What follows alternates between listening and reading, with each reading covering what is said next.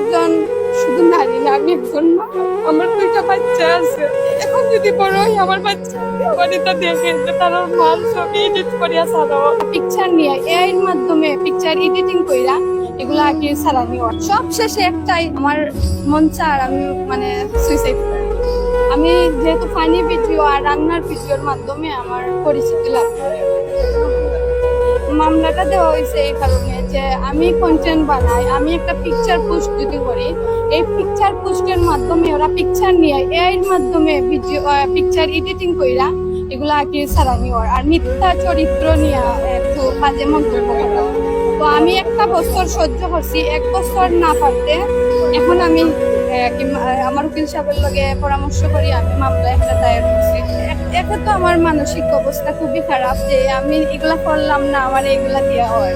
তারপরে আমি আর্থিকভাবে খুবই ক্ষতিগ্রস্ত। যেমন আমার আর ইনকামটা বন্ধ হয়ে গেছে, ওরা আমার ইনকাম কপিরাইট মারিয়া ফেসবুকের মাধ্যমে আমার ইনকাম আর্নিং বন্ধ করছে। অলরেডি আমার একটা আইডি ডিএক্টিভ আছে, এটা ফেসবুকে দিয়ে রাখা। আর আমি তো মানসিক ভাবে ক্ষতিগ্রস্ত, শারীরিক ভাবে ক্ষতিগ্রস্ত, আর্থিক ভাবে ক্ষতিগ্রস্ত, আমি সব ভাবে ক্ষতিগ্রস্ত। আর সব শেষে একটাই আমার মন চায় আমি মানে সুইসাইড করি। কারণ আমার কাপড় খুলি আমার উলঙ্গ ভাবে এআই এর মাধ্যমে পিকচার ছাড়া হয়, এটা আমি মানিয়ে নিতে পারলাম না। আদালতে আপনি আদালতের কাছে কি প্রত্যাশা? আমি আদালতের কাছে একটাও চাই, আমরা নারীরা সেফ থাকতাম চাই, আমরা সঠিক বিচার চাই।